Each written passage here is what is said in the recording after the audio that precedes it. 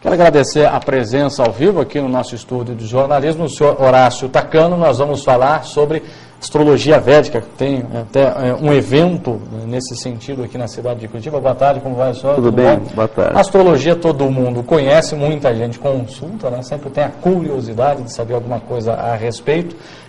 O que é bom e importante para a gente diferenciar é o que oferece, né, na realidade, a astrologia védica para as pessoas. A astrologia védica, o grande diferencial não está só nessa questão de você saber o que vai acontecer, o que já aconteceu, mas principalmente porque ela te oferece as ferramentas para você lidar com esses fatos. Isso tudo é baseado nas escrituras védicas, nas escrituras que existem há milhares de anos na Índia. Então ela te oferece milhares de ferramentas para você lidar com os diferentes fatos da sua vida. Então, a partir do momento em que eu tenho os dados da pessoa, o dia, o mês, o ano, a cidade em que a pessoa nasceu, e o horário e o minuto que a pessoa nasceu, aí eu já consigo desenhar esse mapa, okay, e aí identificar todas as debilidades, todas as potencialidades das pessoas e em que período de tempo também esses fatos irão acontecer e como lidar com esses fatos. Ou seja, você então tem todo um mapeamento da vida da pessoa e aí você pode fornecer todas as ferramentas também que é o grande diferencial da astrologia ocidental, né? Ok. Então, nesse caso, a gente consegue pegar todas as debilidades, todos os obstáculos da vida de uma pessoa, né? E dar a ela, então, fala assim, ó, faça isso, recite tal mantra, medite dessa forma, respire dessa forma, faça tal ritual, use tal pedra. Enfim, existe um sem número, milhares de ferramentas para você lidar com esses fatos. Em que a pessoa pode se apoiar. Exatamente. Não somente naquele modo tradicional, que faz parte da cultura brasileira. Tal signo hoje, não vista. Não, exatamente. Inclusive, a própria visão da astrologia védica em relação a essas constelações, a esses corpos celestes, a esses planetas, é bastante diferente. Porque todo esse conhecimento que existe no Ocidente sobre a astrologia é uma herança dos gregos e dos romanos. Mas a astrologia védica é originária da Índia, né? É uma astrologia que foi trazida aqui para os deuses antigos mesmo.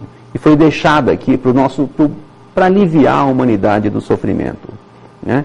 Então, muitas vezes você quer saber alguma coisa e você acaba sabendo, mas como lidar com esses fatos é que é o grande diferencial. O senhor fala sobre aliviar o sofrimento. É um trabalho realizado no sentido de deixar a pessoa num ponto de equilíbrio, por exemplo? Não, às vezes, harmonia, exato. Não só de equilibrar, mas muitas vezes você pode estar entrando num período também onde que as coisas podem ser maravilhosas. E aí, dessa forma, potencializar ainda mais esses karmas, né? Porque a astrologia védica lida principalmente com karmas, né? A manifestação dos karmas diferentes nas pessoas, nos períodos diferentes da vida dela também, né? Porque, como a gente vê, coisas boas também acontecem com pessoas ruins e coisas ruins também acontecem com pessoas boas, né? Mesmo pessoas que são maravilhosas, nunca fizeram nenhum mal, acaba acontecendo coisas terríveis, né? Tudo porque existem a questão de vidas passadas.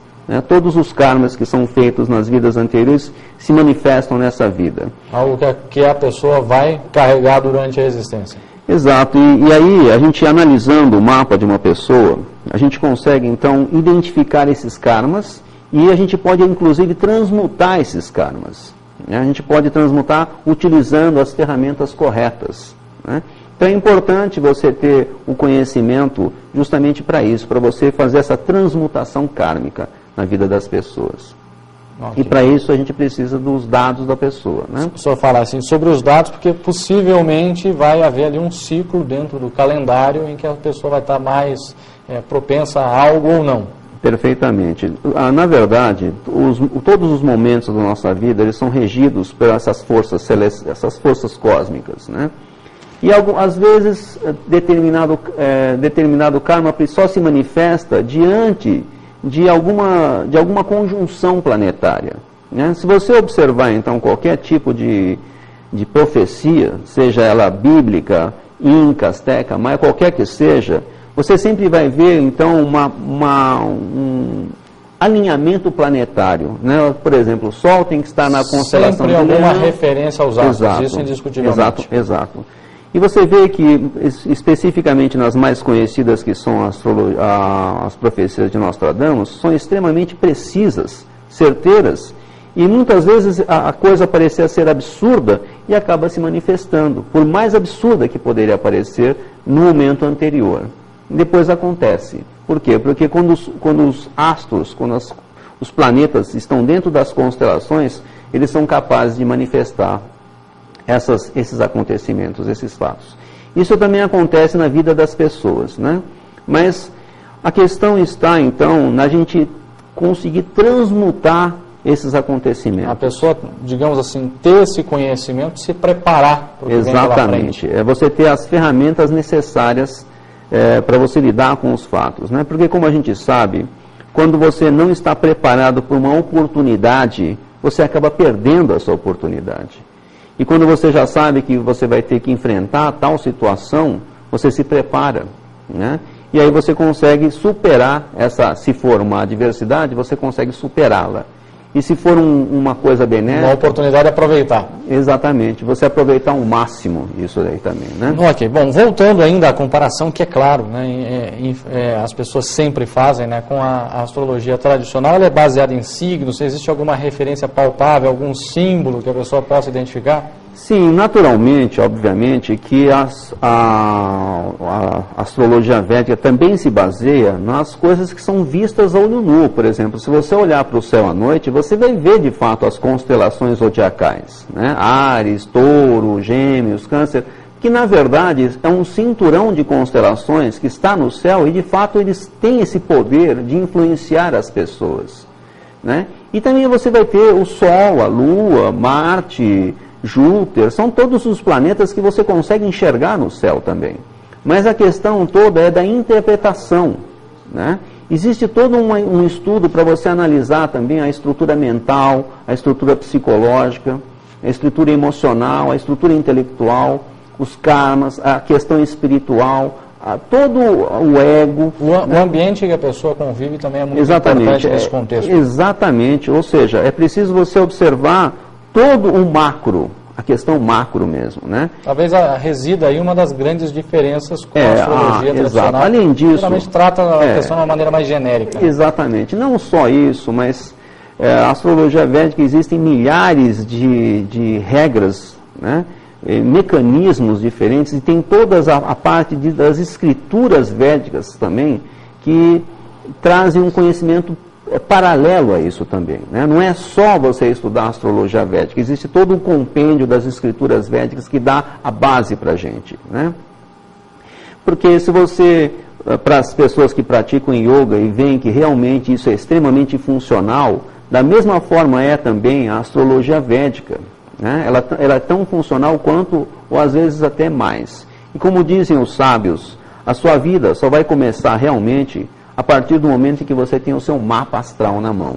Até então, você não vai saber por aqui que você veio, né? Até então, você não vai saber de onde você veio, nem para onde você vai e para que você veio. E a humanidade, né, baseada em uma crença ou outra, sempre busca esse tipo de referência, né? Exato. A astrologia, a cabala, de alguma maneira, todo mundo acaba se encaminhando para buscar essa referência. Sim, né? Acreditar em alguma coisa faz parte da natureza humana, né? E acreditar em algo que a gente possa enxergar ainda, como os planetas, é ainda mais forte, porque existe uma referência maior, né? Não é uma coisa, então, que você depende da sua fé. Porque na astrologia védica, eu vou te dizer tudo o que aconteceu com 5, 6, 7 anos, 10 anos, aconteceu isso, seu pai assim, sua mãe assim, seu irmão fez isso com você, você estudou isso, sua mulher é assim, seu filho faz isso, você trabalha com isso, você pensa dessa forma, você reage dessa forma diante dessas circunstâncias, né? Aconteceu tal fato e vai provavelmente acontecer isso. Queria até que o senhor fizesse essa comparação dentro aí da filosofia indiana, a gente conhece até e ouve falar bastante a respeito da medicina ayurvédica, por exemplo, que também está focada ali em pontos de energia de cada pessoa. A astrologia védica tem algum tipo de influência sobre isso também ou não? Como eu disse, toda a parte das escrituras védicas, inclusive a medicina ayurvédica que lida principalmente com o tridosha, com os 3 tipos de biotipos, a gente já observa imediatamente, né?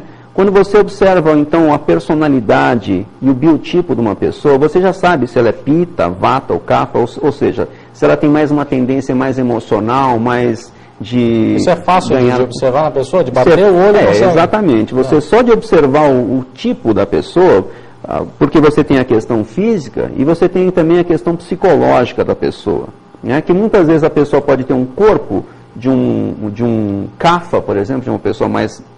que tem a tendência a ganhar peso, mas ser por dentro uma pessoa muito pita, uma pessoa muito energética, muito mais energizada, né?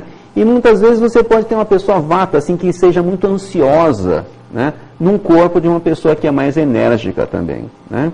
Então você tem aí que observar tudo isso para você ver, inclusive, a questão alimentar da pessoa, né? Que também vai acabar influenciando. Exatamente. Então, até esse tipo de coisa, a gente observa também, assim, para de comer tal coisa e comece a comer tal outra coisa. Isso vai ser muito bem, porque essa é a sua natureza, né? Então, seguindo simplesmente a fluência da sua própria natureza, você vai ver que você vai entrar no equilíbrio muito maior. Bom, o senhor realiza esse trabalho baseado em São Paulo, está aqui em Curitiba, a convite... a convite do Centro, do Centro Cultural Himalaias, né, do Nirav, lá na Alameda Júlia Costa. O número... Que ali o senhor vai estar passando todo esse pensamento, né? Júlia da Costa, 1643. Isso, no Bigorrilho. Champanhar, né? Para quem gosta de chamar por um ou outro nome esse mesmo bairro da cidade. Mas muito bem. Pois bem, essa semana toda a gente vai estar lá atendendo as consultas, né? É importante então a pessoa ter esses dados na mão, né? O dia, o mês, o ano, o horário que a pessoa nasceu, a cidade, e que com isso já dá para a gente fazer todo o desenho do mapa da vida dela, não só dessa, da vida anterior também e das vidas futuras também. Certo. Quero agradecer mais uma vez pelas informações, sempre curiosas, sempre despertam a atenção das pessoas. Né? Mais uma vez, muito obrigado.